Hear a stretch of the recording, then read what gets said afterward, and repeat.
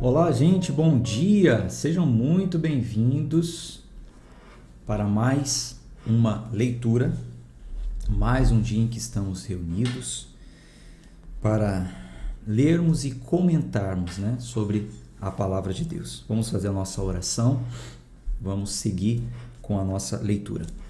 Senhor Jesus, te louvamos, te agradecemos por mais uma manhã na tua presença, conectado com esses que me acompanham neste momento ou através também da gravação que fica disponível em qualquer outro horário. É um prazer para mim, é uma alegria, uma satisfação imensa saber que tenho pessoas do outro lado nesse momento nos acompanhando com um único propósito, um único objetivo: ler a tua palavra, conhecer mais de ti através das Sagradas Escrituras. Então fale ao nosso coração, é o que nós pedimos e oramos em nome de Jesus. Amém. Então vamos lá, hoje vamos falar sobre Jefté, Juízes capítulo 11. Deixa eu colocar aqui a Bíblia na tela.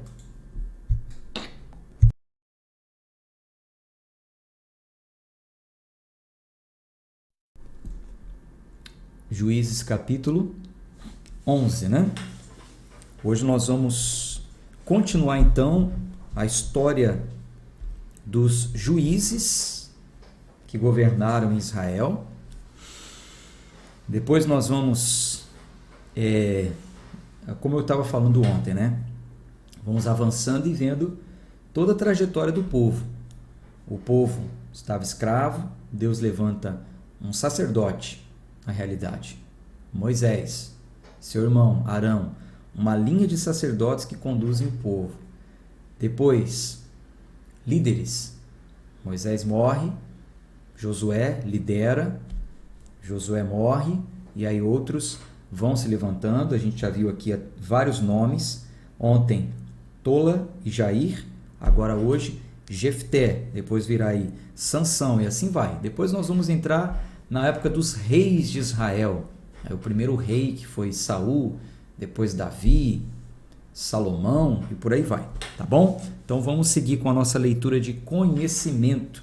Juízes, capítulo 11. Jefté, o gileadita, era homem valente, porém filho de uma prostituta. O pai dele se chamava Gileade. Gileade também teve filhos da sua esposa. Esses filhos cresceram e expulsaram Jefté, dizendo: você não herdará nada na casa do nosso pai, porque é filho de outra mulher. Então Jefté fugiu da presença de seus irmãos e foi morar na terra de Tobi. Ali, alguns homens sem valor se juntaram a ele e o seguiam. Olha só. Passado algum tempo, os filhos de Amon entraram em guerra contra Israel. Quando os filhos de Amon atacaram os anciãos de Gileade, foram buscar Jefté na terra de Tobi e disseram a Jefté: venha ser nosso chefe, para podermos lutar contra os filhos de Amon. Porém Jefté disse aos anciãos de Gileade: vocês não são aqueles que me odiaram, que me expulsaram da casa de meu pai? Por que vêm a mim agora, quando estão em aperto? Os anciãos de Gileade responderam a Jefté: é por isso que agora estamos voltando a você. Venha conosco e lute contra os filhos de Amon. Seja o nosso chefe sobre todos os moradores de Gileade. Então Jefté perguntou aos anciãos de Gileade: se vocês me fizerem voltar para combater os filhos de Amon, e o Senhor os entregar nas minhas mãos, então eu serei o chefe de vocês? Os anciãos de Gileade responderam: o Senhor é nossa testemunha de que faremos com você como você disse, Então Jefté foi com os anciãos de Gileade, e o povo o pôs sobre cabeça e chefe sobre si. E Jefté proferiu todas as suas palavras diante do Senhor em Mispa. Jefté enviou mensageiros ao rei dos filhos de Amon, dizendo: o que você tem contra mim para vir atacar a minha terra? O rei dos filhos de Amon respondeu aos mensageiros de Jefité: é porque, quando Israel saiu do Egito, tomou a minha terra, desde Arnon até o Jaboque e até o Jordão. Devolva-me agora essa terra pacificamente. Porém, Jefité tornou a enviar mensageiros ao rei dos filhos de Amon, dizendo: assim diz Jefité: Israel não tomou a terra dos Moabitas, nem a terra dos filhos de Amon, porque quando Israel saiu do Egito, andou pelo deserto até o Mar Vermelho e chegou a Cádiz. Então Israel enviou mensageiros ao rei dos Edomitas, dizendo: peço que vocês me deixem passar pela sua terra. Porém o rei dos Edomitas não lhes deu ouvidos. Israel mandou pedir a mesma coisa ao rei dos Moabitas, mas eles também não quis atender. E assim Israel ficou em Cádiz. Depois andou pelo deserto e rodeou a terra dos Edomitas e a terra dos Moabitas e chegou a leste da terra destes e acampou do outro lado do Arnon. Não entrou no território dos Moabitas, porque Arnon é a fronteira deles. Então Israel enviou mensageiros a Seom, rei dos amorreus, rei de Esbom. Israel lhe disse: por favor, deixe-me passar pela sua terra até o nosso destino. Porém Seom, não confiando em Israel, recusou deixá-lo passar pelo seu território. Pelo contrário, reuniu todo o seu povo, acampou em Jaza e lutou contra Israel. O Senhor Deus de Israel entregou Seom e todo o seu povo nas mãos de Israel, que os derrotou. E Israel tomou posse das terras dos amorreus que moravam naquele lugar. Os israelitas tomaram posse de todo o território dos amorreus, desde Arnon até o Jaboque e desde o deserto até o Jordão. Assim, o Senhor, Deus de Israel, expulsou os amorreus diante do seu povo de Israel, e você pretende ser dono dessa terra? Não é fato que você considera como sua propriedade aquilo que Quemos, seu Deus, lhes dá? Assim, nós possuiremos o território de todos que o Senhor, nosso Deus, expulsou diante de nós. Você pensa que é melhor do que Balaque, filho de Zippor, filho dos Moabitas? Será que alguma vez ele entrou em conflito com Israel ou lutou contra ele?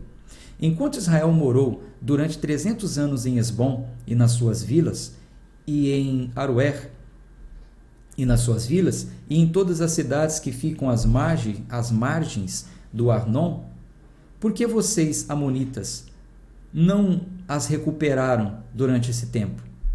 Portanto, não sou eu quem pecou contra você, porém você faz mal em lutar contra mim. O Senhor, que é juiz, julgue hoje entre os filhos de Israel e os filhos de Amon. Porém, o rei dos filhos de Amon não deu ouvidos à mensagem que Jefité lhe havia mandado. Vocês entenderam até aqui? Fica mais fácil, gente, a gente entender, porque nós já passamos por essa leitura. Nós já lemos ali no livro do Êxodo, Deuteronômio, a gente já leu ali em Josué, como aconteceu essa passagem. Quando o povo estava caminhando rumo à terra prometida, houve um momento em que eles tinham que passar pelas terras, por essas terras citadas aqui. Então eles enviaram mensageiros: olha, deixa a gente passar pela terra, a gente só vai passar pelo meio, não vamos fazer mal a vocês. Só que eles proibiram, impediram. O que o povo fez? Rodeou. O povo deu a volta e do outro lado teve vitória, do outro lado possuíram terras.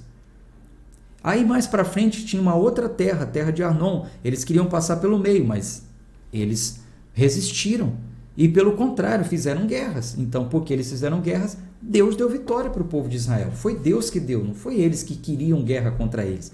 Aí agora, 300 anos depois, né, pelo que a gente está vendo aqui, vem os filhos querer vingar o que aconteceu lá atrás.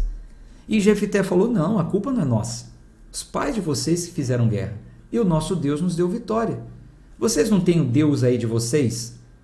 E dizem que o Deus de vocês deu essa terra para vocês? Então, o nosso Deus deu essa terra para nós. Agora, vocês querem fazer guerra? Que Deus julgue a nossa causa. Mas eles não deram ouvidos e não aceitaram pacificar a situação. Então, versículo 29. Então o Espírito do Senhor veio sobre Jefité, Observem, eu gosto de ressaltar isso para que fique claro. O Espírito Santo não habitava em pessoas nessa época. O Espírito Santo não habitava na terra, não estava no nosso meio nessa época, mas ele visitava pessoas. Então, Deus, através do seu Espírito, visitava pessoas, tocava em pessoas, inspirava pessoas. Hoje nós vivemos, a melhor fase. O Espírito Santo habita em nós. Deixa eu só tomar uma água, a gente segue aqui.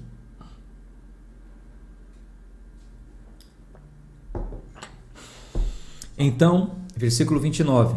O Espírito do Senhor veio sobre Jefité. Ele atravessou Gileade e Manassés e, passando por Mispa de Gileade, foi até os filhos de Amon. Jefité fez um voto ao Senhor, dizendo: se, de fato, entregares os filhos de Amon nas minhas mãos, quem primeiro sair da porta da minha casa para se encontrar comigo quando eu voltar vitorioso sobre os filhos de Amon, esse será do Senhor, e eu o oferecerei em holocausto. Deus não pediu nada disso para ele. Mais uma vez, o homem é o ser humano, né? Deus não pediu nada disso para ele, mas ele fez um voto. Quem mandou ele fazer o voto? Ninguém mandou, mas ele fez. Deus ia dar vitória para ele. Se a confiança dele estivesse 100% total em Deus, não precisaria de voto nenhum, mas ele fez um voto. Versículo 32. Assim Jefité foi de encontro aos filhos de Amon para lutar contra eles, e o Senhor os entregou nas mãos de Jefité. Ele os derrotou desde Aroer até as proximidades de Minite, 20 cidades ao todo, e até Abel-Queraim. Foi uma grande derrota para os filhos de Amon, que, assim, foram subjugados pelos filhos de Israel. Quando Jefité voltou para sua casa em Mispa, a filha saiu ao seu encontro, tocando tamborim e dançando. E ela era filha única. Ele não tinha outro filho nem filha. Quando Jefité a viu, rasgou as suas roupas e disse: ah, minha filha, você me prostra por completo. Você passou a ser a causa da minha ruína, porque fiz um voto ao Senhor e não posso voltar atrás. E ela lhe disse: meu pai, você fez um voto ao Senhor? Faça comigo segundo o voto que fez. Agora que o Senhor o vingou de seus inimigos e os filhos de Amon. E ela disse mais ao seu pai: que me seja concedido isso. Deixa-me por 2 meses, para que eu vá e desça pelos montes e chore a minha virgindade, eu e as minhas companheiras. E o pai consentiu, dizendo: vá. Deixou-a ir por 2 meses. Então ela se foi com as suas companheiras e chorou a sua virgindade pelos montes. Ao fim dos 2 meses, ela voltou para o seu pai, que lhe fez segundo o voto que tinha feito. Assim, ela nunca teve relações com homem algum. Daqui veio o costume em Israel, de as filhas de Israel saírem por 4 dias, todos os anos, a chorar pela filha de Jefité, o Gileadita. Então, ele tinha feito um voto, teve que cumprir, né? Juízes 12. Jefité e os Efraimitas. Então, os homens de Efraim foram convocados, passaram para Zafon e disseram a Jefité: por que você foi lutar contra os filhos de Amon e não nos chamou para ir com você? Por causa disso, vamos queimar a sua casa, com você dentro dela. Mas Jefité respondeu: eu e meu povo tivemos uma grande discussão com os filhos de Amon. Chamei vocês, mas vocês não me livraram das mãos deles. Quando vi que vocês não iam me livrar, arrisquei a minha vida e fui lutar contra os filhos de Amon, e o Senhor os entregou nas minhas mãos. Então, por que vocês estão vindo hoje lutar contra mim? E Jefité reuniu todos os homens de Gileade e lutou contra Efraim. Os homens de Gileade derrotaram os Efraimitas, porque eles tinham dito: vocês, gileaditas, que moram no meio de Efraim e Manassés, são desertores de Efraim. Porém, os gileaditas tomaram os vaus que conduzem a Efraim. Os vaus eram as passagens, né? Tomaram as passagens que conduzem a Efraim. E quando algum fugitivo de Efraim dizia: quero passar, os homens de Gileade lhe perguntavam: você é efraimita? Se respondessem que não, os homens de Gileade lhe diziam: então diga Shibolete. Já vou explicar isso. Se ele dizia Sibolete, não podendo pronunciar corretamente a palavra, eles o agarravam e matavam nos vales do Jordão. Assim, naquele tempo foram mortos 42.000 efraimitas. Bom, mais uma vez, os de Efraim ficam enciumados por causa de alguém que vai para a guerra e não chama eles, né? Mais uma vez. Mas Jefté falou: vocês foram chamados há um tempo atrás, vocês não foram? A gente pediu para vocês nos defenderem, vocês não foram nos defender, então a gente foi sozinho. Mas aí os de Efraim falaram: não, chamasse, a gente iria junto. Enfim, a história até então é essa. E aí fizeram guerra, né? Então, porque fizeram guerra contra os de Gileade, o que eles fizeram? Eles tomaram o val, uma passagem, uma estrada que os de Efraim tinham que passar por ali. Então acontece o seguinte: todas as vezes que chegava ali pessoas querendo passar, eles perguntavam: e aí, vocês são de Efraim? Se eles falassem não somos, eles iam deixar passar. Tá bom, você não é de Efraim, você não é inimigo, pode passar. Agora quem for de Efraim a gente vai matar. Aí olha só, quando falavam não somos, então eles diziam assim: então repita a palavra Shibolete, com som de X, Shibolete. Só que os de Efraim não conseguiam pronunciar Shibolete. Eles pronunciavam Sibolete, por causa do sotaque da região. Entende? Então tinha uma maneira de falar, tinha um sotaque. É como, por exemplo, o brasileiro, quando aprende a falar inglês, pode ser top, pode ser falar muito bem, mas uma palavra ou outra dá para perceber que ele está falando o inglês, mas ele é brasileiro, ele fala português. Não consegue ter a pronúncia bem limpa de um nativo, sabe? É como no nosso país mesmo, você que nos acompanha, que é um sulista, aí de São Paulo, Rio Grande do Sul, Rio de Janeiro, algumas coisas falam diferente daqui, dos nortistas, ou do pessoal do norte, enfim. Em São Paulo mesmo, capital, os da capital falam porta. Eu falo porta. Às vezes eu puxo um R aqui, é uma mistura de lugares que passei, pessoas que convivi. Mas naturalmente eu falo porta. Os do interior falam porta. Então você imagina, houve uma guerra e aí lá em São Paulo pegaram uma estrada. E quem é do interior não pode entrar na capital. Então aí alguém pergunta: você é do interior ou da capital? Aí a pessoa fala: não, eu sou da capital. Então repita a palavra porta. Aí se o do interior falasse porta, não, você não é da capital, você é do interior, aí matava. Entende? Então é o que estava acontecendo aqui. Você não é de Efraim, então fala Shibolete. Eles não conseguiam, eles falavam Sibolete. Então, por causa dessa maneira de falar, eles eram denunciados. Ficava caracterizado. Isso aqui é interessante. Muito interessante isso aqui. E assim eles mataram 42.000 efraimitas. A nossa maneira de falar nos denuncia, né? A nossa maneira de falar mostra quem somos. Por isso que você deve zelar pelo seu testemunho. A pessoa fala que é de Deus, a pessoa fala que é crente, fala que é cristão, fala que é da igreja. Mas, pela sua maneira de falar, isso não fica provado. Você fala que é crente, você fala que é de Deus, você fala que é cristão. Mas as palavras que saem da sua boca são semelhantes às palavras de quem é do mundo. Palavra torpe, palavrões feios que você grita e xinga na sua casa. Cuidado, gente. Muito cuidado. Cuidado com o seu linguajar, com a sua forma de falar, como você trata os seus filhos, a sua família. Cuidado. Eu não vou entrar nem no mérito de ser pecado ou não, falar o palavrão ou uma palavra, sabe? uma palavra que é de baixo calão. Não vou nem entrar nesse mérito, não vou nem entrar, né? Porque o pesado mesmo está no xingamento e não na palavra em si. Tem palavras que é palavrão em um lugar e em outro lugar não é. Então, não é nem a palavra, o problema é o que carrega aquela palavra, o xingamento.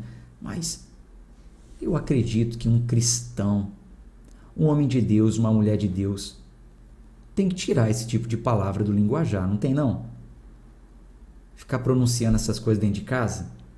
Cuidado, gente. Suas palavras denunciam quem você é. Não adianta você falar de Deus se o que você tem falado não mostra, tá? Cuidado. Vamos em frente. Versículo 7. Jefité, o gileadita, julgou Israel durante 6 anos. Ele morreu e foi sepultado numa das cidades de Gileade. Isbã, Elon e Abdon. Só um minutinho.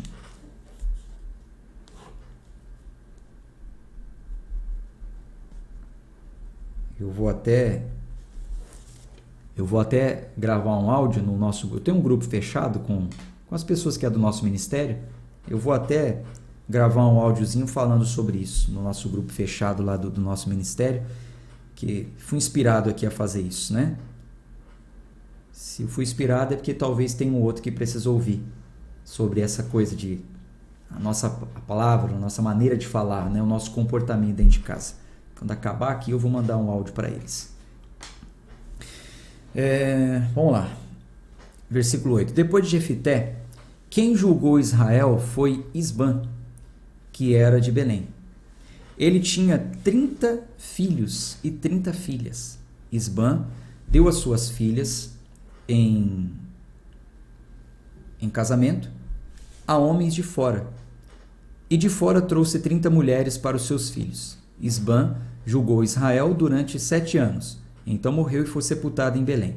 Depois de Isbã veio Elon, o Zebulonita, que julgou Israel durante 10 anos. Quando Elon, o Zebulonita, morreu, foi sepultado em Aijalon, na terra de Zebulon. Depois de Elon, quem julgou Israel foi Abdon, filho de Hilel, o Piratonita. Ele tinha 40 filhos e 30 netos, que cavalgavam 70 jumentos. Abdon julgou Israel durante 8 anos. Então Abdon, filho de Hilel, o Piratonita, morreu e foi sepultado em Piratom, na terra de Efraim, na região montanhosa dos Amalequitas. Juízes 13. Agora o nascimento de Sansão. Os filhos de Israel tornaram a fazer o que era mal aos olhos do Senhor. Não tem jeito, né? E por isso ele os entregou nas mãos dos filisteus durante 40 anos. Havia um homem de Zorá, da linhagem de Dan, chamado Manoá, cuja mulher era estéril e não tinha filhos. O anjo do Senhor apareceu a essa mulher e lhe disse: Eis que você é estéril, nunca teve filhos, mas você ficará grávida e dará à luz um filho. Por isso, tenha cuidado e não beba vinho, nem bebida forte, nem coma nenhuma comida impura, porque eis que você ficará grávida e dará à luz um filho, sobre cuja cabeça não passará navalha. O menino será nazireu, consagrado a Deus desde o ventre de sua mãe, e ele começará a livrar Israel do poder dos filisteus. Ponto.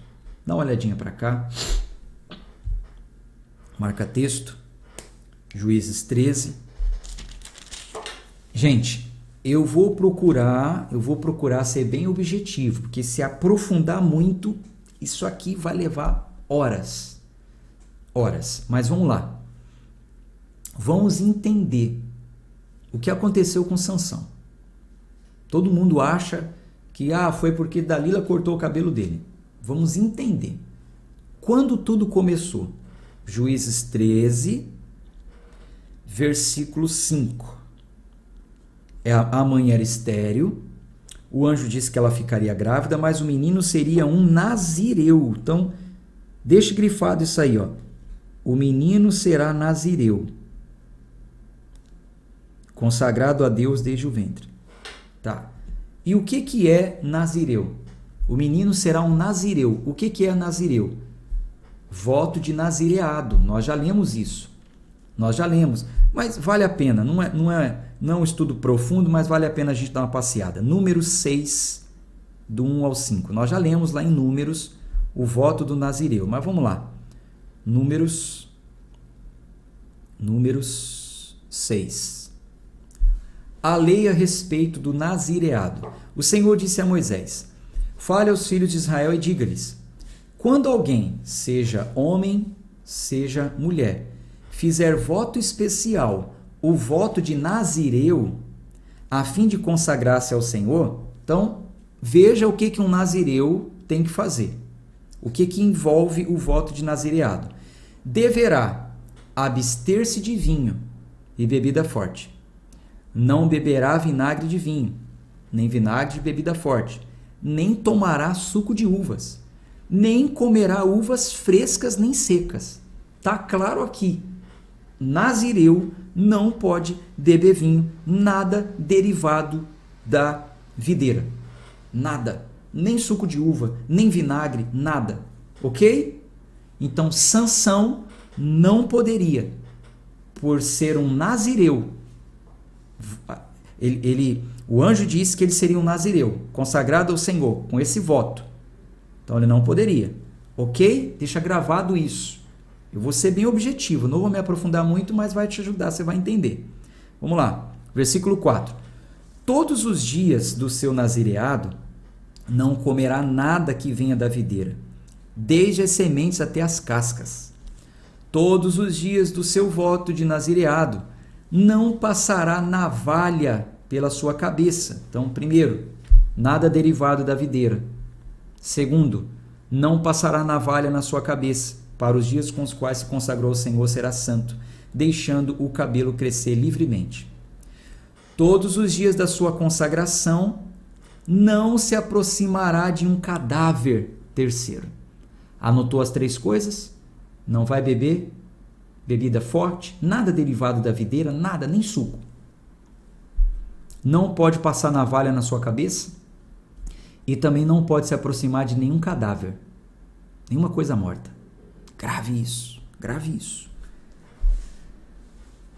Mesmo que se trate de seu pai, de sua mãe, de seu irmão, de sua irmã, não se contaminará quando morrer, porque ele é um nazireu de Deus, tal. Enfim, aí aqui está falando que ele será santo, enfim. Aqui é o voto do nazireado. Vamos voltar lá então para Juízes, que é o livro que nós estamos lendo hoje. Juízes 13, versículo 5. Está aqui. Porque eis que você ficará grávida e dará à luz a um filho, cuja sobre a cabeça não passará navalha, o menino será um nazireu. Você já sabe o que é o voto de nazireado. Consagrado a Deus desde o ventre da sua mãe, ele começará a livrar Israel do poder dos filisteus. Vamos seguir, vamos em frente. Então, a mulher foi ao seu marido e lhe disse: o homem de Deus veio falar comigo. A sua aparência era semelhante à de um anjo de Deus. A sua aparência era semelhante à de um anjo de Deus. Tremenda, né? Aparência tremenda. Não perguntei de onde ele vinha. Ele não me disse como se chamava. Porém, ele me disse: eis que você ficará grávida e dará luz a um filho. Por isso, não beba vinho, nem bebida forte, nem coma coisa impura, porque o menino será nazireu, consagrado a Deus desde o ventre materno até o dia de sua morte. Então, Manoá orou ao Senhor dizendo: ah, meu Senhor, peço que o homem de Deus que enviaste venha outra vez e nos ensine o que devemos fazer com o menino que há de nascer. Deus ouviu a voz de Manoá e o anjo de Deus veio outra vez à mulher, quando ela estava sentada no campo. Porém, Manoá, o marido, não estava com ela. A mulher se apressou, correu e deu a notícia ao seu marido. E ela lhe disse: eis que me apareceu aquele homem que falou comigo no outro dia. Então Manoá se levantou e seguiu a sua mulher. Quando encontrou o homem, perguntou: você é o homem que falou com essa mulher? Ele respondeu: sim, sou eu. Então Manoá disse: quando se cumprirem as palavras que você falou, qual será o modo de viver do menino e seu serviço? O anjo disse a Manoá: a sua mulher deve-se guardar de tudo o que eu disse a ela. Não deve comer nada que procede da videira, não deve beber vinho nem bebida forte, nem comer nada que seja impuro. Ela deve observar tudo o que lhe ordenei. Então Manoá disse ao anjo do Senhor: permita-nos convidá-lo a ficar conosco. Queremos preparar um cabrito para você. Porém o anjo do Senhor disse a Manoá: ainda que você me convide, não comerei a sua comida. Mas, se você preparar um holocausto, ofereça-o ao Senhor. Acontece que Manoá não sabia que aquele era anjo do Senhor. Então Manoá perguntou ao anjo do Senhor: qual é o seu nome, para que possamos honrar você quando se cumprir aquilo que me falou? O anjo do Senhor respondeu: por que você me pergunta pelo meu nome, que é maravilhoso? Então Manoá pegou um cabrito e uma oferta de cereais e os ofereceu sobre uma rocha ao Senhor Deus. E o anjo do Senhor fez algo maravilhoso, enquanto Manoá e a sua mulher estavam observando. Aconteceu que, enquanto a chama que saiu do altar subia para o céu, o anjo do Senhor subiu nela. Ao verem isso, Manoá e sua mulher se prostraram com o rosto em terra. Nunca mais o anjo do Senhor apareceu a Manoá nem a sua mulher. Então Manoá ficou sabendo que aquele era o anjo do Senhor.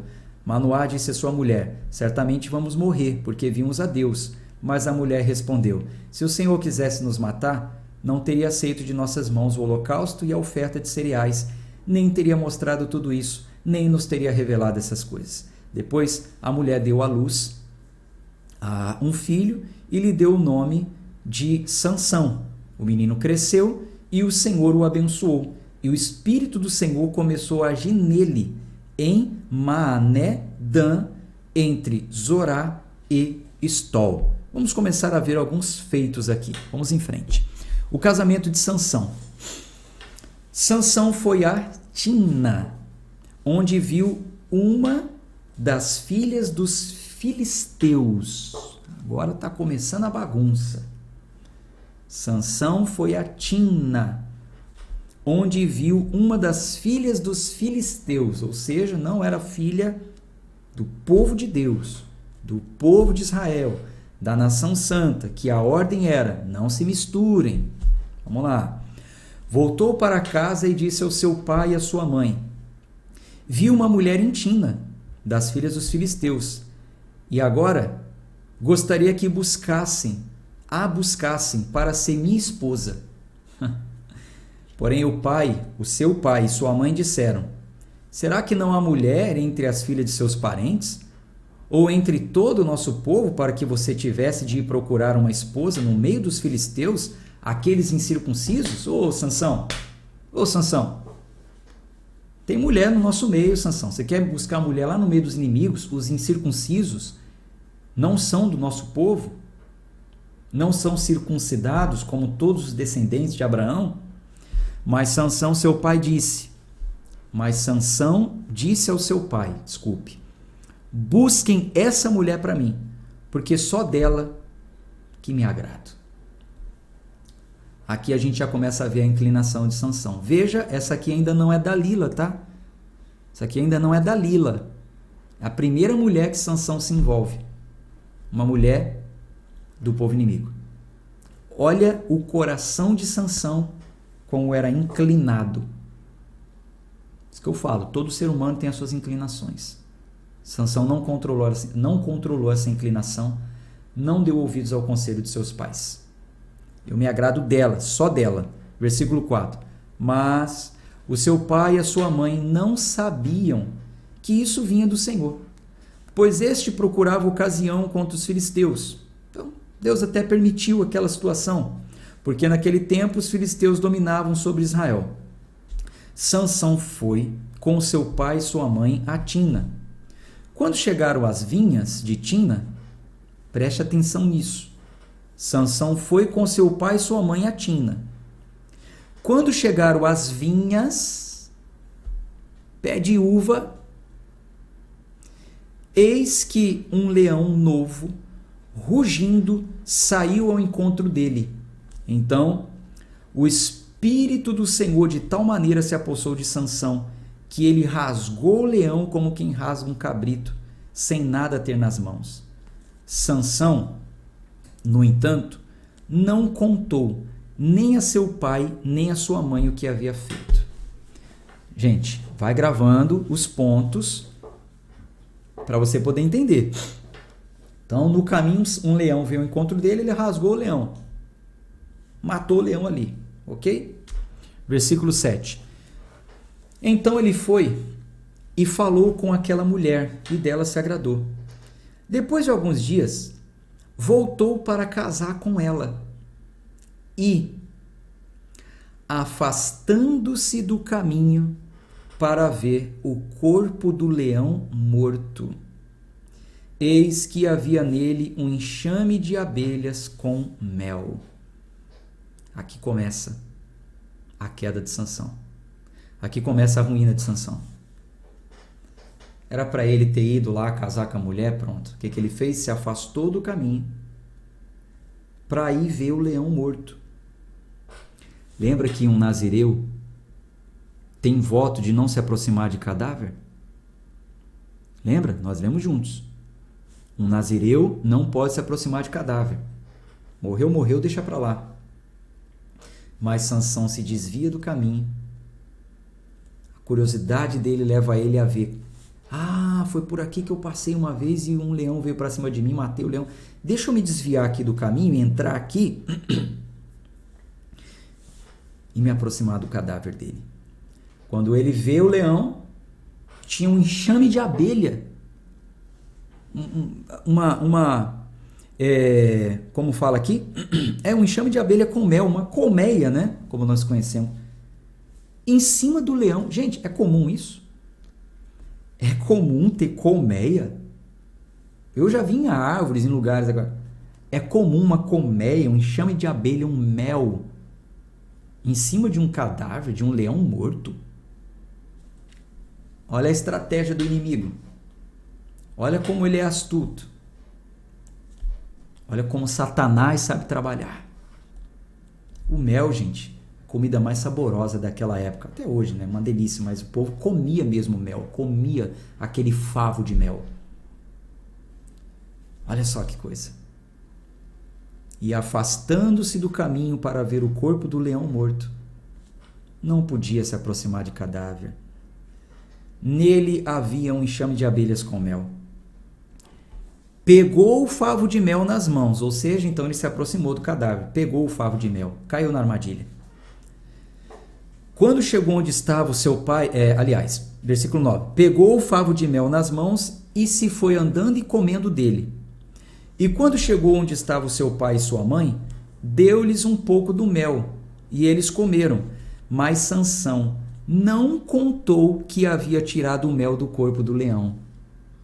Sansão não ia falar que ele se aproximou de um leão morto, de um cadáver. Ele tinha um voto. Os pais falaram para ele isso. Sansão não nasceu sabendo, gente, que ele tinha esse voto. Sansão está lá, o cabelo crescendo. Pai, mãe, por que eu não corto o meu cabelo? Porque você é um nazireu, meu filho. Você é consagrado ao Senhor. Pai, mãe, olha, o fulano de tal morreu, o parente tal morreu. Eu vou lá. Não, você não pode chegar perto de cadáver. Nenhum cadáver, não chegue, não se aproxime. Então Sansão vai, começa a quebrar o voto. E não fala para o pai nem para a mãe. Olha, eu não tirei, não falou de onde ele tirou aquele mel, certo?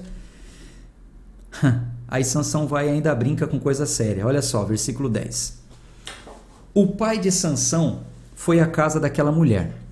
E Sansão deu ali um banquete, como os moços costumavam fazer.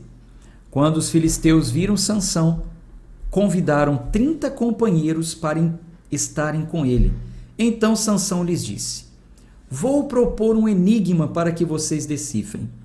Se nos 7 dias das bodas, da festa, né, do casamento, vocês puderem decifrá-lo e me explicar o significado, darei a vocês 30 túnicas e 30 mudas de roupa. Se não puderem me explicar o significado, vocês me darão 30 túnicas e 30 mudas de roupas.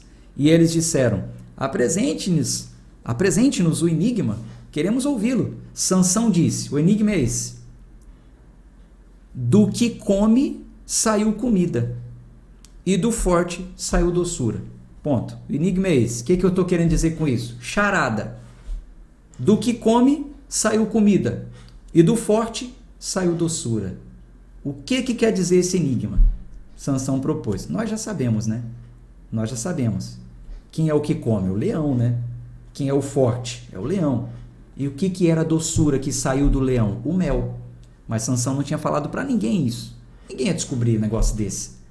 Então ele propôs o enigma. Olha só que coisa. E em 3 dias não puderam decifrar o enigma. No 4º dia disseram à mulher de Sansão: convença o seu marido a nos explicar o enigma. Do contrário, vamos pôr fogo em você e na casa de seu pai. Então, já tinham passado 3 dias. Eles não conseguiram descobrir o enigma. O que eles fizeram? Vamos usar a mulher. Essa aqui não é Dalila ainda não, tá, gente? Então chegaram na mulher que Sansão estava ali casando, falaram para ela: olha, Sansão propôs um enigma aí, a gente não consegue descobrir. Vai lá, convence o seu marido para falar sobre o enigma. Se você não convencer ele, nós vamos matar você e seu pai queimado. Vocês nos convidaram para poderem se apossar do que é nosso, não foi? Então vocês convidaram a gente agora para se apossar do que é nosso? As nossas 30 mudas de roupas e tal, enfim, aquilo que estava proposto no enigma. Versículo 16. Então a mulher de Sansão chorou diante dele e disse: você só me odeia, você não me ama, pois você deu aos homens do meu povo um enigma a decifrar e ainda não me contou o significado. Mas Sansão respondeu: olha, nem para o meu pai nem para minha mãe eu contei o significado do enigma, e acha que eu iria contar para você? E ela chorou diante dele os 7 dias em que celebravam as bodas. No 7º dia, Sansão disse a resposta, porque ela não parava de importunar. Ei, Sansão, chega a arrepia. Sansão entregou o segredo para a mulher. Sansão aqui entregou para o seu arqui-inimigo, Satanás, aquele que estava ao derredor, a sua fraqueza. Desculpa tocar nesse assunto, mas é necessário. Espíritos malignos ficam ao nosso redor, procurando um meio de nos devorar, como disse Jesus. Procurando saber quais são as nossas inclinações. Qual a brecha que a gente dá para ele entrar. Satanás já sabia que Sansão seria aquele que iria livrar o povo de Deus. Já sabia do voto. Quando o anjo foi falar com os pais de Sansão, Satanás estava ali certamente, rondando. E ele procurava um meio: eu preciso parar Sansão. Quero saber quem ele é. E aí foi vendo, ele é inclinado a mulheres, hein? Foi buscar uma mulher no povo inimigo, certo? Anotado. Olha Satanás, anotado. Sansão propôs um enigma. Tá ali aquela coisa, ninguém consegue descobrir. Os homens falaram para a mulher convencer Sansão. Vamos ver se Sansão vai ceder, vamos ver. Aí a mulher tá ali chorando: você não me ama, conta o segredo, fala o segredo, fala o enigma. Sansão: não vou falar, não falei nem pro meu pai nem pra minha mãe. Satanás está anotando ali. Bom, ele está resistindo, ele não vai falar o segredo não. Mas no 7º dia, de tanto importunar, olha o que diz a palavra. No 7º dia Sansão disse a resposta, porque ela não parava de importunar. Então ela declarou o enigma, aos homens do seu povo. Satanás pega a pranchetinha dele e anota. Opa! Quer dizer que se uma mulher importunar Sansão, ele entrega o segredo? Anotado. Um dia eu pego ele. Meu Deus do céu! Que palavra, gente! Que ensino que a gente tira dessa mensagem. Cuidado com as suas inclinações, com as suas fraquezas. Satanás está ao seu derredor, procurando uma maneira de te devorar. Se a sua inclinação é mulher, vigie. Se a sua inclinação é homem, vigie. Se a sua inclinação é droga, vigie. É dinheiro, vigie. é luxúria, ostentação, soberba, vigie. A sua inclinação é uma pessoa do mesmo sexo, vigie. Todos temos inclinações. E o nosso inimigo sabe qual é. Então aqui começa a queda de Sansão. O cortar do cabelo foi só a gota d'água que faltava, o pingo que faltava para transbordar o balde. Aqui ele já começou a quebrar o voto. Casou com mulher de povo inimigo. Chegou perto do cadáver, não era para chegar, mas tinha um melzinho ali para atrair ele. Mentiu para os pais. Brincou com coisa séria. E mostrou uma fraqueza. Versículo 18. Assim, no 7º dia, antes do pôr do sol, os homens daquela cidade disseram a Sansão: que coisa é mais doce do que o mel? E mais forte do que o leão? Ou seja, decifrar o enigma. Então Sansão respondeu: se vocês não tivessem lavrado com a minha novilha, nunca teriam descoberto o meu enigma. Quer dizer, vocês lavraram com a minha novilha, né? Com a minha mulher, né? Vocês intermediaram através dela. Se não fosse isso, vocês nunca teriam descoberto. Tudo bem. Versículo 19. Então, o Espírito do Senhor de tal maneira se apossou de Sansão, que ele desceu até Asquelon, matou 30 homens da cidade, pegou as roupas deles e deu aos que decifraram o enigma. Porém, Sansão ficou irado e voltou para a casa de seu pai. Quanto à mulher de Sansão, foi dada em casamento ao homem que tinha sido o seu amigo de honra. Sansão deu até a mulher para outro. Deu a mulher para um amigo, não ficou com ela. Que história, hein, gente? Vamos parar por aqui, já está estendendo muito o horário. Daqui a pouco tem o culto. Amanhã a gente continua. Que o temor do Senhor se acenda em seu coração. Você vai entender aqui no desfecho da mensagem de Sansão o que mais a gente podemos aprender com essa história. E no final de tudo nós vamos ver a graça e a misericórdia de Deus se manifestando. Porque se não fosse ela, estaríamos perdidos. Fica aqui então o alerta para todos nós. Que o Senhor nos ajude em tempos difíceis. Até amanhã, gente. Tchau, tchau.